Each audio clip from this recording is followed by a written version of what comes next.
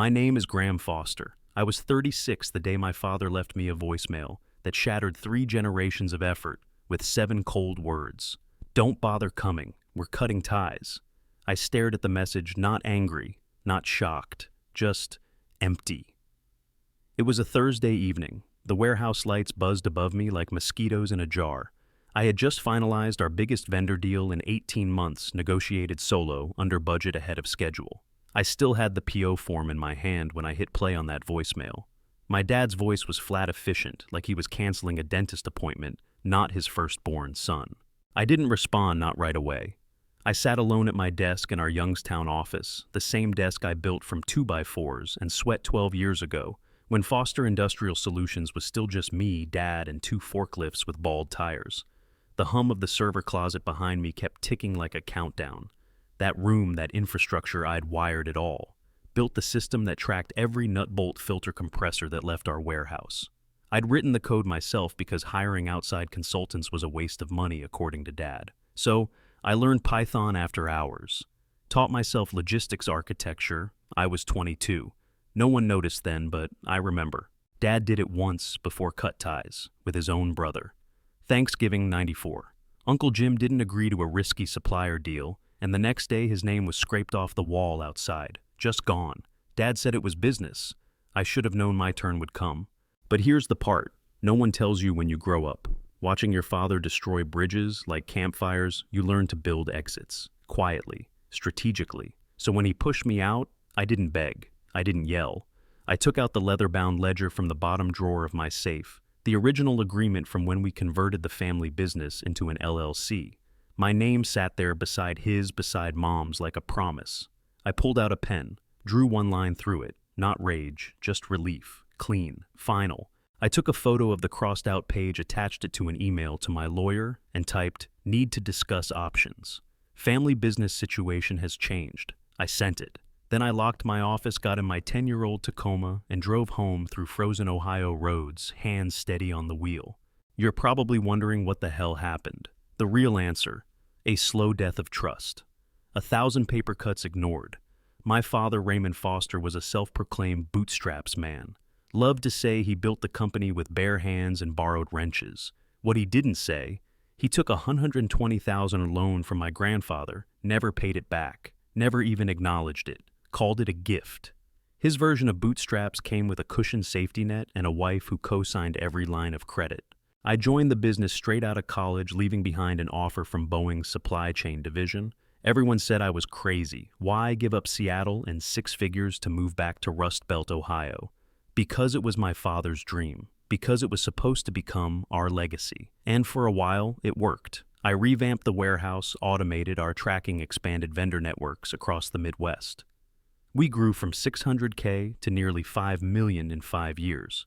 Then Chase came back. My younger brother, Chase Foster, breezed in at age 29 with a freshly pressed NYU business degree and a habit of calling himself a serial entrepreneur. Never mind that his 2 startups had burned through other people's money faster than they launched a product. He had charisma, suits that fit like second skin, a way of selling ideas even he didn't believe in. My parents adored it. Mom said he was visionary. Dad made him VP of partnerships before he even knew what we shipped. Chase got the good car, the corner office, the client dinners, the Instagram photo ops at trade expos I spent weeks coordinating. And when things went wrong, I fixed them in silence. Like the time he greenlit a strategic collaboration with a fake procurement agency that cost us $70,000. I covered the loss by renegotiating 2 vendor contracts overnight. No thanks, no apology. Just a shrug. It's all part of growing pains, bro. I should have seen it sooner. The grooming, the backdoor talks. Last fall, Chase started bringing in his own consultants, digital rebrand specialists, client perception analysts, people with vague titles and oversized invoices. I pushed back. Dad said I was resistant to change. Mom told me I needed to let Chase find his wings. I kept receipts anyway, not to use, just in case. The voicemail came a week after our annual strategy review meeting was mysteriously canceled. I'd prepared a full deck on inventory efficiency, predictive maintenance savings, and a roadmap to expand into Indiana's manufacturing corridor. I never got to present. Dad was unavailable. Chase was traveling. The next day, my access to the accounting dashboard was temporarily suspended due to a security update. The day after that, the voicemail. And now, here I was, sitting in a rented booth at a Waffle House off Route 422, laptop open documents loading slowly on bad Wi-Fi, rereading the operating agreement line by line. Section 4.2c. All major financial transfers require sign-off from every managing partner, including me. Still, they thought I'd disappear. Instead, I began to prepare. They had no idea what was coming. I didn't sleep that night. My body lay still, but my mind was sprinting, running through years of forgotten slights. Overlooked data decisions they thought I didn't notice. I remembered every purchase order I approved, every contract I negotiated, every vendor dinner where Dad introduced me as the guy who keeps the back end running while Chase basked in the spotlight. I kept hearing his voice. "We're cutting ties." I said nothing in return, but in my silence, I was already building the weapon. They never expected the truth backed by a paper trail. By dawn, I had made 3 calls. One to my lawyer, Tom, a no-nonsense guy out of Cleveland who once helped a friend of mine untangle a mess with a crooked co-founder. One to Andrea, my old college friend and CPA who used to help me audit the books before Chase convinced Dad that her fees were unnecessary. And one to Matthew, the most loyal warehouse manager we had, who'd been with the company since we were still labeling boxes by hand. None of them asked why. They just listened, then said, "When do we start?" Matthew's message came later that afternoon. "Something's up. Emergency meeting. Chase is in your office now going through your drawers." I stared at the text, my jaw tightening. My office. My files. I pictured Chase in his tailored suit ruffling through cabinets like a scavenger who'd finally found a kill he didn't earn. I didn't reply. I forwarded the message to Tom and Andrea, then got back to scanning files into a private folder I'd created the week before. Funny thing about building a business system from scratch, you know where all the passwords are buried. I didn't steal anything. I copied what I created. Vendor contracts, employee records, financial logs, code-based backups, the works. Because when someone throws you overboard, it's wise to bring the blueprints to the ship you helped build. That evening, the first wave of messages came. 10 missed calls from Mom, 17 from Dad, 1 from Chase simply reading, "Didn't think you'd fold so fast." I screenshot it and saved it. Then came the email from the bank. My signature was still required on several business loan documents, including the quarterly line of credit renewal. Without me, it couldn't go through. Guess they forgot I was a co-guarantor. By the next morning, panic had set in. Mom called, sobbing. "Graham, your father's trying to fix this. Please don't make it worse." But I knew better. Dad wasn't trying to fix anything. He was trying to salvage what was left after gambling on the wrong son. I gave him 15 years. Chase gave him buzzwords and invoices for brand consultants. The company's cash flow was shaky. I'd seen the red flags months ago. Now they'd lit the fuse on their own grenade. Andrea called after reviewing the initial statements. "They've been moving money, Graham. Small sums under the radar, but it adds up. Wire transfers labeled as client acquisition going to unregistered entities. And look at this $45,000 for digital branding to a firm that doesn't even have a website." I didn't respond right away. My throat felt tight. "Can you keep digging?" I finally said. "I'll handle the fallout." 2 days later, Tom called. "We need to send them a formal notice your intent to withdraw from the business and trigger a financial audit. We'll keep it professional but firm." I nodded even though he couldn't see me. Also, he added, "You were right to pull your name from that credit line. That move probably saved your house." I thought about that. My home. The small place in Liberty Township where I had built a fire pit with my bare hands. Where I fixed the sink myself. Where I kept a hand-me-down guitar from Grandpa Foster, even though I never learned to play. That house was mine. And I wasn't about to lose it because my brother liked throwing company money at sushi bars and sales coaches who spoke in hashtags. Later that night, I heard from Matthew again. Chase tried accessing the inventory system, crashed the whole server, then blamed it. I laughed out loud bitterly, but still. I knew this would happen. I'd modernized that system myself. The logins, the backups, the supplier dependencies, he didn't even know how to reset a server, let alone maintain it. On the 3rd day, the desperation grew louder. Dad left a voicemail, his voice trembling not with sadness, but fear. "Son, we need to talk. There's been some confusion about the accounts. Call me back. Please." I didn't. Instead, I kept documenting. Emails, invoices, audio notes, everything in neat folders with labels and dates. because I wasn't going to fight like they did, messy and reckless. I was going to fight like a man who had built every screw of this machine with his own hands. Then came the twist. Andrea called, her voice low. "Graham, you need to see this. Chase and your dad initiated a transfer last week, over $130,000 into an account under a shell company. Guess what? That company's registered under Chase's LLC in Delaware." My stomach dropped. "They're trying to siphon the funds," I whispered. "They're trying to make it look clean." "And they almost did," Andrea replied. "But your name is still on the operating agreement. The bank flagged it. That's why the funds didn't clear." I didn't say anything for a long while. My body went still, like I was holding breath underwater. When I finally spoke, my voice felt foreign. "Then we move. Now." She didn't need clarification. She knew what I meant. It was no longer about being left out. No longer about bruised pride or broken trust. They were trying to erase me, erase everything I'd built, quietly, surgically, like I was a tumor. They didn't realize they'd just triggered the immune response. I drove to Cincinnati that same night. No music, no phone calls, just the hum of the highway and the low growl of my Tacoma's engine. It was a quiet, steady kind of rage. Not explosive, not theatrical, the kind that sharpens you like a blade. I wasn't fleeing Youngstown. I was repositioning. This wasn't exile, it was strategy. My old mentor from college, Dr. Kent, he once told me, "The smartest people in the room don't win by being loud. They win by outlasting the storm." I repeated that line like a prayer the closer I got to the city skyline. Cincinnati wasn't home, not yet, but it was far enough, big enough to build in the shadows. I rented a small 2-room space on the second floor of an old converted warehouse by the river, exposed brick-warped hardwood, the faint smell of machine oil still clinging to the beams. Perfect. It reminded me of our very first foster facility, before the corporate banners, before the fake consultants. Just steel sweat and spreadsheets. Andrea met me there that weekend. She brought 2 things: a copy of the audit report and a burner laptop. "We work off this," she said, setting it down. "Encrypted, isolated. I'm not giving Chase or your father a single byte they can track."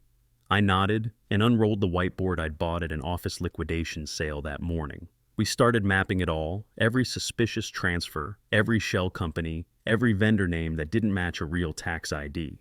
We found 47 transactions, spread across 6 months, 4 different banks, all approved by Dad, all authorized in tandem with Chase's business development meetings in Nashville, Charlotte, Miami. What they didn't know, the company policy we wrote 5 years ago required dual oversight for anything over $25,000. Technically, Chase wasn't authorized for half of it, but he signed anyway, and Dad let him. That's when the third party entered the picture.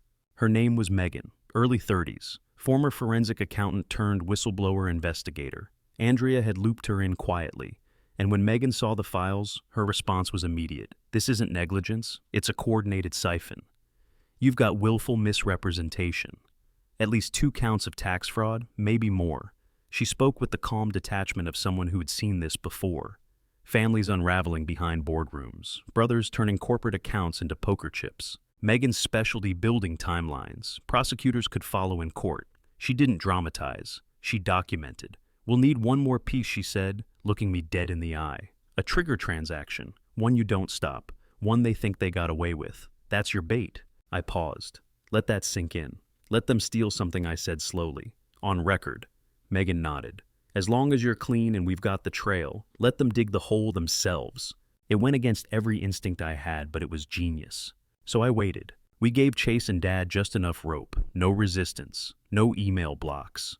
I even removed one of the firewall alerts just to make it easier for them. Sure enough, within 10 days, they transferred $62,000 to a consulting firm in Florida, one that didn't exist 2 months ago. Megan tracked the IP that the company website was built by Chase. I didn't even flinch. Once the transaction cleared, Andrea filed the first report to the IRS's Criminal Investigation Division, quietly, cleanly, all documented. Meanwhile, I started forming something new. Not revenge, something better. A company with a spine. I called it Revance Systems. Not flashy, but grounded. Focused on the parts that actually moved America's supply chain for refrigeration systems.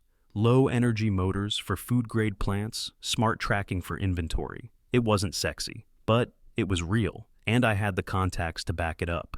Vendors trusted me. Half of them had worked with me for years. I sent 10 emails, got 6 immediate responses. Wherever you land, Graham, we're with you. Matthew texted the next day, you've got more quiet loyalty than you realize. And then Rachel called. My sister, Sophie technically, but I call her Rachel when I'm serious. Graham, she said, her voice quiet but steady. I need to tell you something. Mom's not doing well. I froze. Not medically, she clarified. Emotionally. She's breaking down. Chase told her you were trying to destroy the family, that you're leaking false info to the government. I laughed. It was dry, empty, funny. They have been destroying the family for months. I just stopped cleaning up after them. I know, Rachel said. That's why I'm calling. You're not crazy. You're not cruel. But Mom can't see it. She's scared. And Dad, he's losing grip. There was a pause. Then she said, do what you have to. But please, don't become like them. And that's when the weight hit me. Not from guilt, from clarity. I hadn't become them. But I was about to show them who I had become. The next morning, I received an email from an anonymous tip line. Someone's been asking around about you, your new company, your location. They're getting nervous. Attached was a photo. Chase, standing in the lobby of a bank in Cincinnati, holding a folder. Inside that folder was my name. He found me, or at least he thought he had. The photo, the one with Chase standing in the lobby of that Cincinnati bank, was more than a coincidence. It was a message. He wanted me to know he was looking. Maybe he thought I'd panic, run, come crawling back to Dad. But that wasn't the kind of blood we shared. Chase didn't believe in legacy. He believed in leverage. He wasn't trying to reconnect. He was trying to corner me, cut off my options, claim the narrative. Problem was, I'd already stepped out of his frame. I didn't change my location. I didn't delete my files. What I did was more precise. I slowed down. If Chase was circling, I needed to control what he saw. So I rerouted my new company's IP address. It buys addresses through a decoy server, created a dummy version of Revance Systems Online, same branding, different addresses, fake staff bios, even a non-functional chatbot named Eli. I made it look half-built, vulnerable, a startup on shaky legs, something Chase would think he could bully into folding. Meanwhile, the real Revance was tightening up everyday quiet contracts, NDAs, locked down architecture, no press, no LinkedIn splash, just roots digging deeper. But Chase didn't come alone. 2 days after the photo, I got a call from Rachel, again. This time her voice was clipped, tired. He's in town, she said. Mom doesn't know. Dad told her he's at a trade conference in Arizona, but he's in Cincinnati, right now. He asked if I knew where you were staying. I looked out my office window. Just rain, no movement. Did you tell him anything I asked? No, she said. Then quieter. But Graham, be careful. He's not just impulsive. He's desperate. I think Dad's starting to see the cracks, and Chase is scrambling to keep the illusion alive. Desperate. That word stuck with me. Chase was never desperate. Arrogant. Sure, reckless always. But desperation was new and dangerous.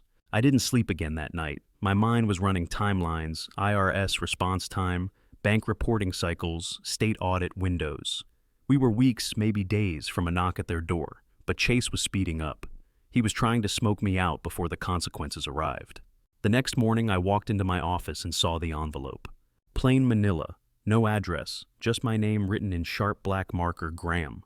It had been slipped under the door. I stood there for a minute, heart slow, not fear, focus. Then I opened it. Inside was a single piece of paper, a printout of a contract I'd once signed my non-compete agreement from Foster Industrial. Except it had been doctored. The date was changed. The clause language altered. It now claimed I couldn't own or operate in the Midwest for 7 years. At the bottom, a sticky note in Chase's handwriting. Careful. I still know people. I sat down, looked at it again. The forgery wasn't even clean. The font shift gave it away. Amateur hour.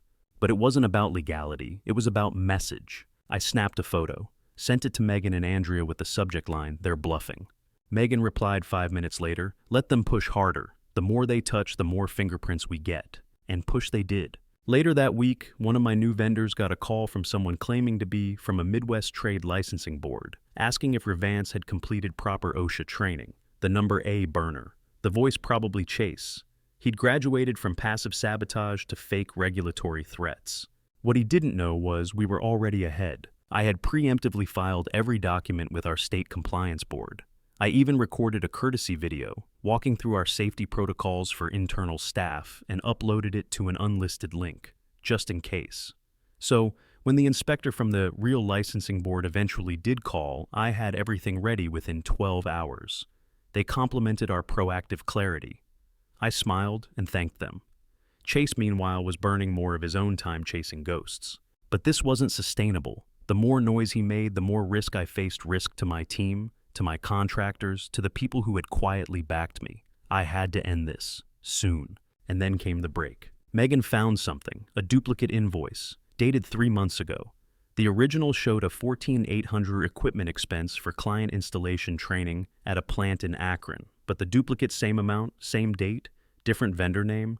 She dug deeper. It was a laundering loop. They were inflating expenses through a fake company, taking real money, routing it into a Chase-controlled shell, filing both invoices to different departments to avoid detection. Fraud, Megan said flatly. Multiple counts, the kind that gets federal attention. We stared at the screen. Then I said, it's time. Andrea prepared the second report, more comprehensive. This time we weren't going through the IRS tip line. We were going directly to the Office of the Inspector General Federal. Secure, final. Once it was filed, there would be no turning back, no side doors, no family dinners to undo what was coming.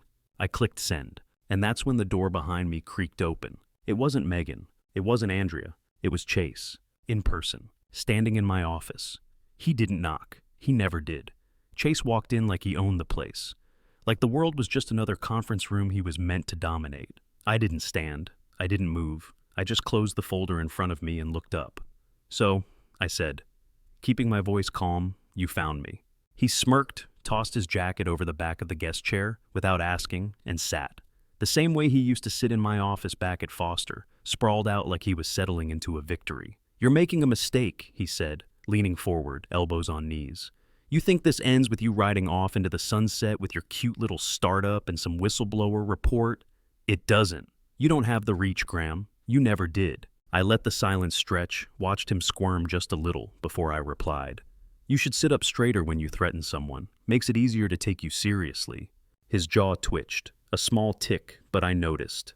Dad's losing his mind over this, he said, trying to pivot. Mom barely sleeps. You think this is just business, but you're tearing this family apart. The audacity of it almost made me laugh. No, Chase, I said, voice low. What tore this family apart was when you stole from the company our grandfather helped fund, forged invoices, laundered money through shell entities, and tried to erase the one person who kept it running while you played entrepreneur and rented penthouses. That's what tore us apart. I just refused to pretend anymore. His face changed just slightly. The performative confidence cracked, revealing something darker underneath. Desperation. None of that sticks, you know, he said. Not legally. You've got theories and spreadsheets, but Dad signs off on everything. And when push comes to shove, he'll say it was all internal strategy. You'll look like a bitter ex-partner, maybe a disgruntled employee. I stood now, not fast, not threatening, just steady. You came all the way here to say that I can't win. He looked up at me. I came here to offer you a way out. That stopped me. A way out, I echoed. He leaned back, arms crossed now, like he was revealing some generous secret. You walk away. For good. You drop the reports. You dissolve your company, hell, we'll even pay you off. Quietly. You disappear for 5 years. Take a sabbatical. Move to Denver. I don't care. But you stay out of this. And the family stays intact. That was the moment I understood something essential. Chase wasn't trying to win. He was trying to buy time. Because he knew what was coming. And time was the one thing I'd already taken from him. I don't want your money, I said. He blinked, confused. Then what do you want? I walked over to the window. Rain tapped against the glass like soft Morse code. Outside, Cincinnati moved like nothing was happening. No one knew that two brothers were drawing the final line in a quiet war built on contracts and blood. I want truth, I said. I want accountability. I want to know that people like you don't get to walk away clean because you were born charming and could talk a banker out of his wallet. Chase stood too now. His face had hardened. You always thought you were better than me, he spat. Just because you like being the silent martyr. You think that makes you noble? It makes you a coward. No, I replied, walking toward him. What makes me different is I didn't spend my life building illusions. I built systems, infrastructure, trust. You built a brand. And now it's unraveling because there's nothing underneath. He stepped forward too. Close now. Too close. His breath smelled faintly of expensive bourbon and something sour fear. You want to ruin us? He asked. Fine, go ahead. But when Dad falls when the company collapses and Mom ends up in some low-rent apartment crying over our childhood photos, you'll have to live with that. Not me. You. And there it was, the twist, the old tactic. Make me feel responsible, weaponize guilt, use love like a crowbar. But it didn't land.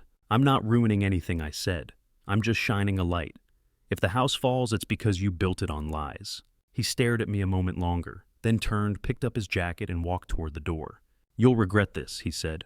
I didn't answer. He left. I sat back down, let the stillness return. 30 minutes later, Megan called. We've got a development, she said. An investigator from the Treasury Department has just contacted our office. They want to move forward, and they want to speak with you formally. My pulse kicked up, not fear, just readiness. When tomorrow, she said. They're driving in from Columbus. I looked around my office, every file, every chart, every timeline, the whole picture finally complete. I'll be there, I said. And just as I hung up, another notification came in. From Tom. Foster Industrial just got flagged for a federal audit. It's real now, Graham. Buckle up. The federal agent's shoes squeaked slightly on the tile as he entered the co-working space I'd rented for the meeting. He was clean-cut, no-tie jacket open, eyes sharp but not hostile. The name on his badge read Jason Hill, U.S. Treasury Criminal Investigations Division. He shook my hand firmly, then sat across from me without preamble. You've stirred up quite a bit, Mr. Foster. I didn't blink, only stirred what was already rotten. We got straight into it, no small talk, no warm-up. I laid out every file Megan, Andrea, and I had assembled over the last month. Dozens of pages, spreadsheets, bank reports, email printouts. Hill reviewed them quietly, methodically. Occasionally, he raised a brow. Once he whistled softly when I showed him the dual invoice scheme Chase had run through the Florida Shell Corp. We've seen this before, he said. Usually ends in a plea deal if they're smart, but most of the time they're not. It was surreal. For years I'd been the guy in the background, the steady hand, the fixer, the one who made sure the wheels kept turning. Now, here I was at the center of a federal case, the witness, the whistleblower, the guy who knew where the bones were buried because he helped build the damn cemetery. Hill asked smart questions. Who signed the authorizations? Was the board aware any direct withdrawals from company to personal? I had answers, dates, paper trails. I even had a voice memo Chase once sent me late at night, bragging about a sweet tax trick he'd learned from a buddy in Miami. He wasn't too careful, I said. Hill gave a half smile. They never are. The meeting lasted nearly 3 hours. When it ended, Hill gathered the folders into a sleek federal evidence pouch and said, "We'll be moving on this. You won't hear much for a while, but things will be happening behind the curtain." I nodded. "I'm not looking for revenge," I said. "I just want it clean." He paused. "This won't be clean, but it will be over." The next few days were silence thick and uneasy, like waiting for a storm you know is coming but can't see. I kept working, kept Revance moving forward, signed 2 new supplier contracts, got our OSHA training officially certified. But under the surface I was bracing, because once the federal wheels turned, things would break fast. And they did. 3 days later, Rachel called. Her voice shook. "They showed up," she said. "This morning, at the house. Treasury agents. Dad was still in his robe. I closed my eyes. Did they take him in? No," she said. "But they took his laptop, his phone. Mom's crying nonstop. Chase is missing. No one's seen him since Tuesday." I'd expected shock, maybe some satisfaction. Instead, I felt tired. Just bone-deep tired. This wasn't triumph. It was damage control. Collateral splintering in real time. Then Matthew called. "Just got a weird email. A bulk order cancellation from a vendor who's never canceled before. You think they're getting spooked?" I sighed. "Maybe. Some of them are probably watching the headlines." Because yes, the story was leaking. Not the full picture yet, but headlines had started appearing in regional business newsletters. Foster Industrial, under federal review. Alleged fraud investigation targets Ohio manufacturing firm. The legacy my parents clung to was unraveling in public, now not just in whispers. I drove to Liberty Township that evening, parked across the street from the old family house, lights on, blinds closed. A car I didn't recognize sat in the driveway, maybe legal counsel. I didn't go in. I just sat there staring at the home where I learned to tie my shoes, where I scraped my knee on the brick path chasing fireflies. It looked smaller than I remembered, or maybe I had just grown too much to fit inside it anymore. Rachel met me at a gas station down the road. She looked exhausted, worn thin. "They're circling the wagons," she said. "Dad's blaming everyone but himself. Mom keeps saying it's a misunderstanding. And Chase," she hesitated, "I found a stash of burner phones in his closet, hidden in a gym bag. He was planning this for a while." "What are they going to do?" I asked. She shook her head. "I don't know. But Graham, you should be careful. If Chase feels truly cornered, he might not go down quietly." I already knew that. Later that night, I got an email. No subject, no signature, just a single line. "You think you've won, but this isn't over." Attached was a PDF. It was a scanned page of my college transcript, one I had never seen before, with fabricated notes scribbled in the margins, suggesting academic dishonesty. Total fiction. But damaging if spun right. He was trying to smear me. I forwarded it to Tom. He called 5 minutes later. He's getting sloppy, desperate. Then, don't respond. Don't engage. The more noise he makes, the more credibility we build. But I knew Chase. If this was his next move, then the next step would be worse. I double-locked my door that night, installed cameras at the office. Because snakes don't hiss when they strike. They go silent. The day it all broke open, I was sitting in a cafe 2 blocks from the courthouse. Not hiding, just waiting. The air was thick with summer heat, the kind that makes glass sweat and tempers flare. My phone buzzed. Megan's message was short: FBI. Indictments confirmed. It's public. No fanfare, no gavel slam, just a quiet line of text that meant everything had shifted. I looked up from the screen and felt the strangest sensation, relief wrapped in grief. The kind of breath you hold for months without realizing, then finally let out. I walked out into the sidewalk sunlight, blinking hard.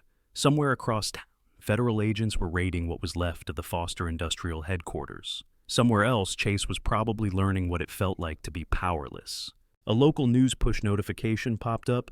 Next Ohio manufacturing CEO, son under federal investigation for fraud, tax evasion, and wire misconduct. I didn't smile. Not because I wasn't vindicated, but because winning still felt like loss. Later that afternoon, I met with Tom and Megan in a private meeting room we'd rented downtown. Andrea joined by Zoom. They'd all reviewed the full packet from the federal filing, more than 20 counts of misconduct, wire fraud, corporate malfeasance, and tax manipulation. Chase was named. So was my father. "They're in real trouble," Megan said carefully. "Not just civil, criminal, minimum sentencing if proven, possibly prison time." My chest ached at the thought. Dad behind bars. The man who taught me how to check oil, who yelled at Little League umps louder than anyone else, who toasted my first job with cheap bourbon like it was gold. But that same man had looked the other way as his golden child hollowed out the company from within. And in doing so, he made his choice. Tom leaned forward. "They'll try to spin it, say Chase acted alone, that your father was misled. But we have the timeline, and your father's signature is everywhere." I nodded quietly. What happens next? Pre-trial hearings, press coverage, then fallout, the kind you can't PR your way out of. That evening, Rachel came by the office. She looked worn but stronger than before, like someone who'd accepted that certain things can't be saved, only rebuilt. She handed me a small box. "From Mom," she said. Inside was a photo. Me, Chase, and her backyard BBQ maybe 15 years ago. Dad in the background, beer in hand, sunglasses on. He was smiling. We all were. I stared at it for a long while. She said it's the last one where we all looked happy. I nodded throat tight. She's probably right. Rachel sat across from me. They're lawyering up. Chase is in hiding. Dad's refusing to speak to anyone except his attorney. And Mom? She's not defending them anymore. She says maybe this is what it takes. I looked at her. "You okay?" She smiled, sad but firm. "I will be." Then she handed me a folder of her own. "By the way, I've been doing my own digging. There's one shell company no one's traced yet, and it's still active." I opened it, eyes scanning fast. Chase had created a secondary LLC buried under a different name with a silent partner I'd never heard of before. It was registered in Nevada, shielded under layered proxies. But the invoices, they matched. Exact amounts, dates that aligned with missing equipment, vendor names that had never delivered. Megan read it that night and confirmed if this holds, it's the final nail. This isn't just fraud, this is money laundering, possibly interstate. I sat back. He hadn't stopped. Even with the walls closing in, Chase had kept digging tunnels. He was already preparing for the fallout. Not to survive it, but to flee it. The realization hit me hard. He was going to run. And worse, he might actually get away. The The next morning, I received a call from an unknown number. A woman's voice, calm, steady. "Mr. Foster, you don't know me, but I work for a firm in Flagstaff. Your brother came through last night trying to liquidate assets. Cash conversion. No ID, just shell documentation. Something felt off, so I looked you up. You need to know he's not done."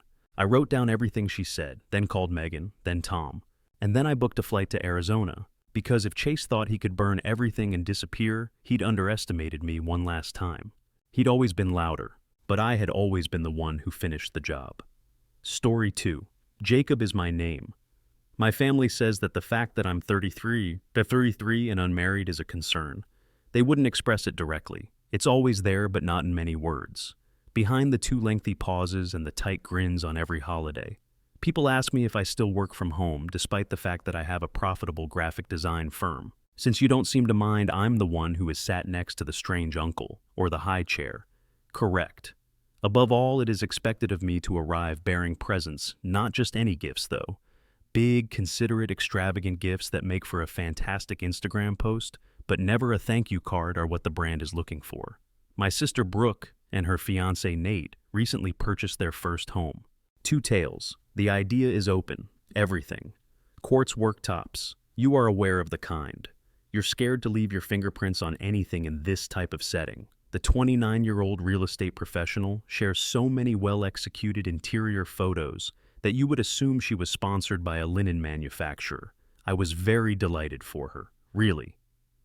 Her ambition had always been present. She was the popular cheerleader despite the fact that we weren't close as kids. I sat at the back of the class since I was the quiet child. I hoped that this would be an opportunity for us to start over. She casually remarked a few months ago that she was interested in purchasing this particular set of handcrafted dining pieces from a nearby craftsman. There were 6 seats, a matching table, and incredibly costly carved details.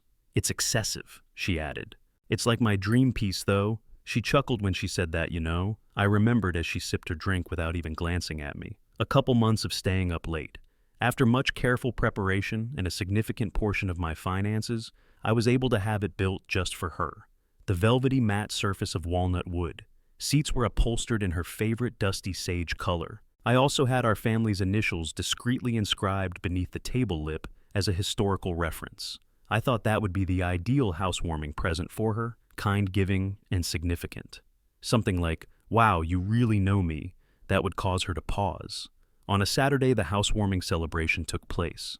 She would be taken aback because I had planned for the set to be delivered only an hour before the guests were scheduled to arrive. And I'll be honest, I was a bit moved. I imagined her embracing me in front of everyone, maybe with tears in her eyes. Maybe never had I gotten that from her before. Everyone was bustling about with little charcuterie cups and mimosas when I got there. She came over with a phony smile that stopped short of her eyes when she saw me at the entrance. "Oh," she remarked, glancing past me as if she were expecting someone more interesting. "Really? You brought it?" I blinked. "Yes." Raising the edge of the cloth thrown over one of the seats, I remarked, "I assumed you would like it to arrive before the pictures." She didn't give it a glance. She chuckled as she turned to face a group of her pals. "My brother is that. Although he has good intentions, he is somewhat of a charity case for our family, always attempting to overcompensate." They chuckled. With my hands still clutching the chair's side like an anchor, I stood still. On the other side of the room were my parents. They heard it. Before she looked aside and feigned fascination in the guacamole, I noticed the spark in my mother's eyes. My father lifted his drink and gave me that kind of nod, counted as acknowledgement somehow. I made an effort to grin. When everything inside of you is falling apart, you wear that tight, courteous one. I answered quietly, "I'm glad you like it." Still, I assisted in setting it up. I unwrapped each chair individually, cleaned the legs, and repositioned each one to be precisely spaced. Nobody offered assistance. Nobody even inquired as to its origin. I watched as her pals sat there clinking drinks, taking photographs, referring to it as Pinterest aspirations. As I smiled, nodded, and drank flat soda, I felt myself slipping through the remainder of the party like a ghost. Around me, people spoke over me. I was never introduced by Brooke. Someone eventually dropped a drink and wiped it up with one of the seat cushions. Just before leaving, I bit my tongue. After wandering back into the dining room, I gently flipped over a knocked-over chair, fixed it, and asked you, just in case I pulled a folded letter I'd written that morning out of my coat pocket. My hand paused. I then flipped the chair back upright after tucking it under the frame and pressing it flat under the seat. Nobody noticed. I didn't bid them farewell. With the same courteous grin plastered on my face, I just left via the front door. It was colder outside than I thought it would be, bracing and sharp. I took my time walking to my car. I had hands in my pockets that were ringing with unclaimed laughter. I silently drove home while mentally reciting the words. Our family's charitable case. Until the following morning, the note remained hidden. That night, I didn't get much sleep. I couldn't get the expression off her face, the enjoyment as well as the disinterest, as if I were a joke, like my effort, like my presence. It was humiliating how much time I had to spend organizing the present. I believed I had moved on. No, I wasn't. Not at all. I woke up to 14 text messages the following morning. Brooke was the first. Brooke sent a text. "What is this, really, Jacob? What is this? What's wrong with you?" My mother then added her voice. She sent a text. "Why would you place such a thing in her chair? The party was supposed to be pleasant. Why sabotage it?" A couple of calls were missed. Two from an unidentified number that turned out to be her friend Chelsea, one from Nate, and one from Brooke once more. It seems that everyone read the note. For dramatic effect, Brooke might have read it out loud. I'm not sure, but it moved swiftly around. I didn't answer, not just yet.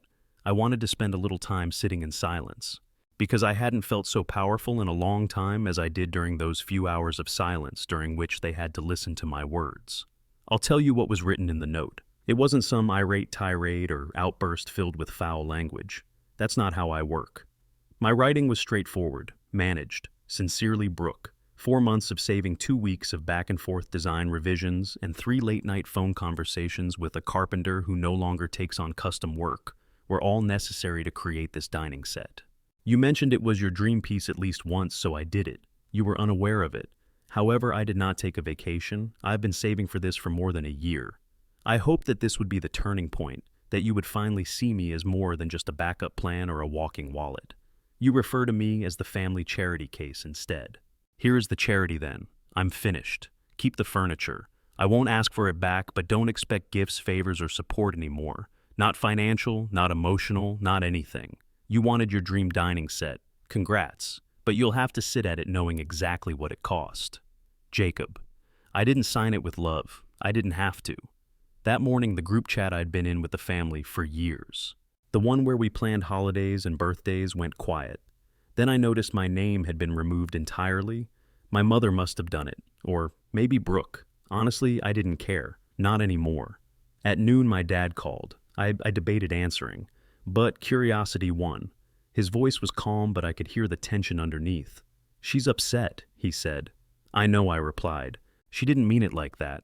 "Then how did she mean it?" I asked, genuinely curious, because she said it to a room full of people and laughed. I didn't see a trace of regret. A pause occurred. Then he sighed. The way he always does when he knows there's nothing left to argue. "Your mother wants everyone to get along. Tell her I'm not the one who needs to change." I hung up. That evening, Brooke posted a picture on her Instagram story, a filtered shot of the dining table perfectly styled with wine glasses and eucalyptus branches captioned, "Dreams come true." No credit, no tag, no mention. But I noticed something strange. The chairs were turned slightly, not perfectly aligned like I had set them, and one was missing from the frame entirely. I grinned. She'd found the note, and I knew it hit its mark. The next few weeks passed quietly for the first time in years. I didn't get a passive-aggressive reminder about Mother's Day. No guilt-tripping texts, no "since you're good with money" messages. Nothing but quiet. And then 2 Saturdays later, something happened that pushed the tension from simmering to a full boil.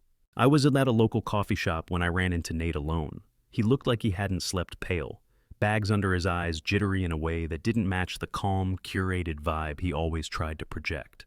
He recognized me, gave a stiff nod, and tried to walk past, but I stepped in front of him. "You read the note too." "You didn't answer, just looked over my shoulder like you wanted to disappear." "She's been crying," he muttered eventually. "Told everyone you blindsided her." I raised an eyebrow. "Funny. No one's ever blindsided when I make checks." That stung him. I saw it. Then he stated something I didn't anticipate. "She told me she doesn't know why you're so frigid, that you've always been emotionally disconnected. But honestly," he glanced aside, Then returning after that party. I got it now. I gazed at him, uncertain if that was intended to be a jab or empathy. She wants to apologize, he added hurriedly, but only if you'll like. Take the post down. What post, I asked? His face paled even further, and that's when I knew she assumed I'd gone public. She believed I'd taken this to Reddit, to Facebook, to TikTok someplace. I hadn't yet revealed her, but she believed I had. I slightly leaned in, informed Brooke that I didn't publish anything. He blinked. You didn't? I grinned. Not quite yet. Then I left, leaving him standing like a deer between two headlights in the center of the cafe. Because my sister had no idea what was going to happen if she believed the message was the end of it. After that, I didn't hear from Nate again. Brooke didn't text either, didn't give a call. Not even one of those performatives was sent. Hello, just dropping in. Messages with a smiley face. Usually when she wants something, she drops like breadcrumbs. It should have been a relief to be silent, but it wasn't. It served as a warning. You see, Brooke never stops talking, not unless she is preparing a relocation. And I had a gut feeling she wasn't finished. By no means. She may have felt ashamed, even embarrassed. However, my sister and others don't sit with that type of emotion. They utilize it, turn it, and repackage it. And she did precisely that. My mother contacted me again 2 weeks after I met Nate at the cafe. She didn't spend time on small conversation this time. She said angrily, Jacob, have you disclosed to others that Brooke referred to you as a charity case? There was no difference in my heart rate. During Brooke's party at her house, I sent her a handwritten message expressing my feelings. That's all. My mom became brittle in her speech. Now that her friends are chatting, your Aunt Lila is phoning me to inquire why the family is disintegrating. Perhaps it's because no one ever prevents Brooke from spouting such nonsense in the first place. She didn't mean it that way, I quietly answered. After snapping, my mother instantly softened. Look, everything has gotten out of control. She desires to speak. If you're prepared to be the larger person, you may even say apologize. I was done. She fell silent. Always me, I whispered, each and every time. It must be smoothed up by me. It's me who extends forgiveness first. Are you even able to hear? She was likely sitting down when there was a rustling of movement followed by silence. Jacob, she's your sister. In addition, she is a 29-year-old lady who offends her loved ones in public. And none of you defended me in any way. Not one. Once more silence. She is missing you. Eventually my mother said, No, I said in a crisp, quiet voice. What I do for her is something she misses. I realized then that I couldn't allow them to continue to fabricate the tale. I couldn't allow Brooke to paint me as the bad guy, the resentful sibling who lost it over nothing. For this was not insignificant. The family spent 10 years emotionally retaliating against their ATM, their fixer. I decided as a result. I signed into a different Instagram account that I had kept hidden for years, not mine. Although I didn't post very often, I followed enough of Brooke's mutuals and friends to have a decent understanding of her world. Glossy, well-chosen, delicate items. She relied on vision to survive, and perception was based on a glass home. I put 3 pictures up.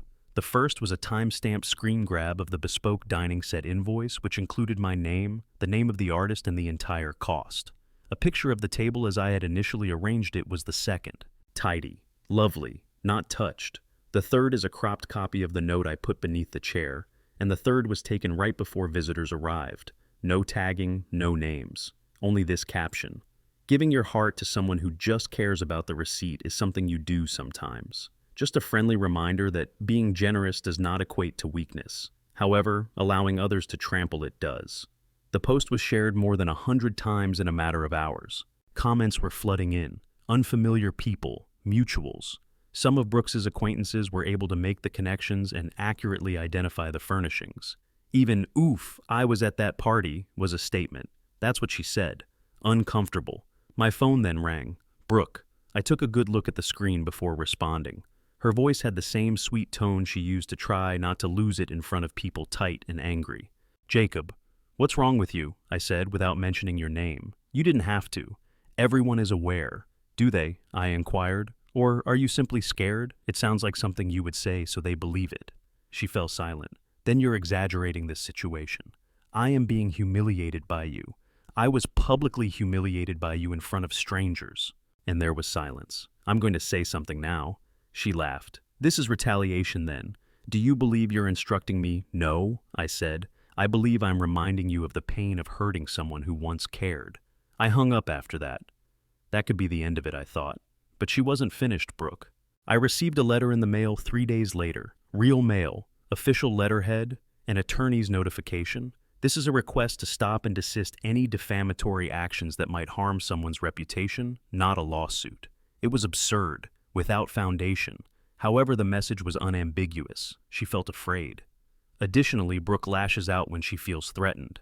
I thus used my own attorney to produce a response. Only 1 page. No one has been defamed by my client.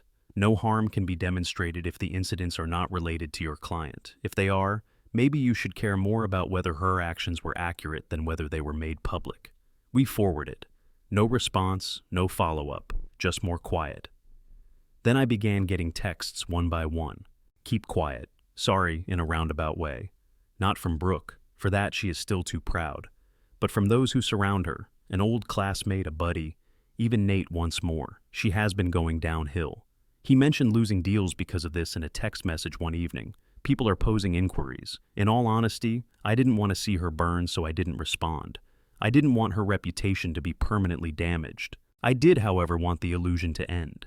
The ideal sister, the gleaming mask, the phony humility. And now, she now had to spend every morning at her ideal dinner table, recall who gave it to her, how much it cost, and how quickly she discarded it. I began to hear rumors that Brooke had deleted her Instagram account around a month after the lawyer's letter and the widely shared photo. Nor just archived stuff gone, nor simply posts erased. Her painstakingly maintained page, which had 30,000 followers and featured staged lifestyle photos, aspirational sponsorship deals, and well-timed videos, disappeared. At first, I didn't notice. To be honest, I didn't check. However, I received a message from a high school acquaintance I hardly knew that said, "Bro, did your sister really delete her entire page?" Yes, it was wiped clean when I checked. Without any fanfare, her online image and the ideal life she had constructed around a lie fell apart. A part of me also thought she would rebuild it as usual, to emerge from the ashes with some dramatic post about limits development or whatever catchphrase she decided to use this quarter. She didn't. Rather, she vanished. Only a few weeks later at our dad's birthday dinner did I see her again. As she usually did when she felt that things were unraveling beyond her control, my mother had called to attempt to bring the family back together. I had made peace with myself, so I agreed to come.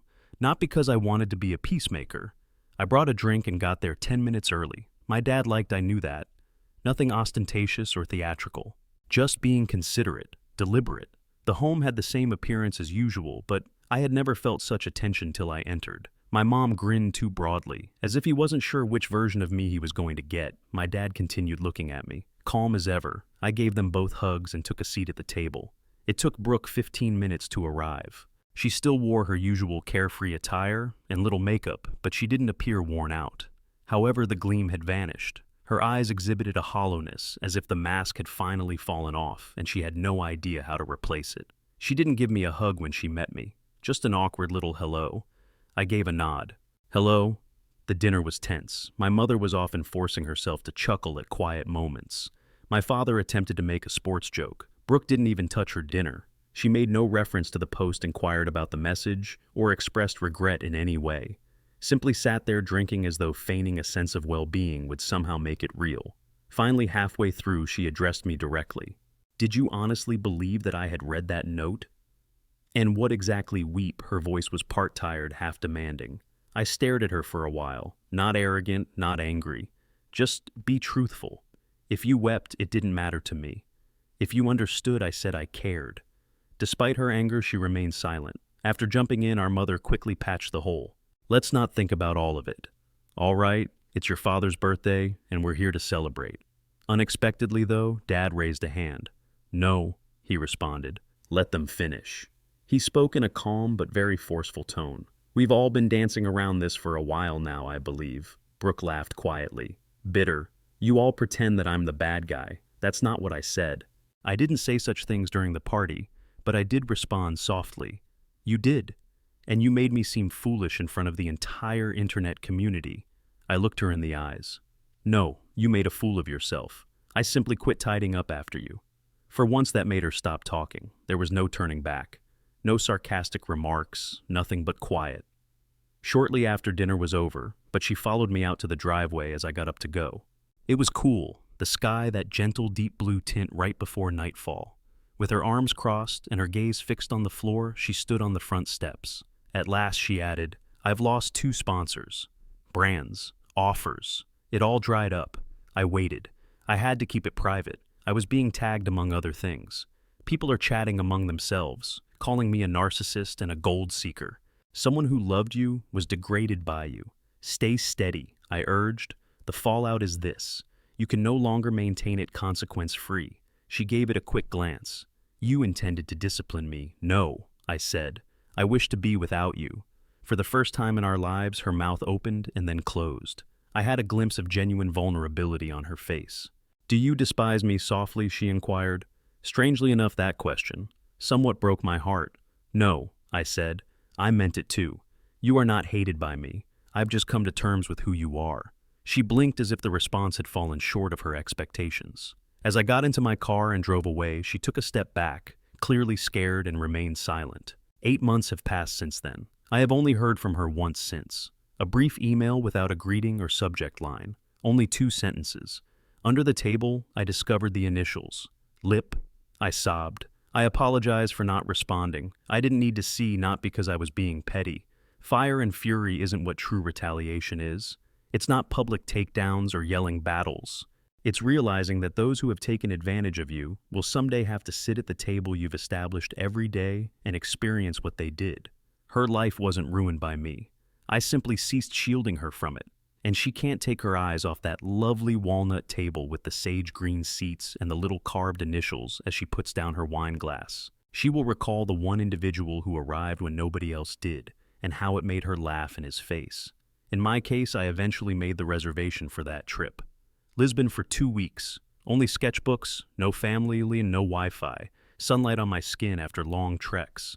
I also didn't feel like a charity case for the first time in a long time. I felt as though I had never forgotten my value and would never allow someone to do so again.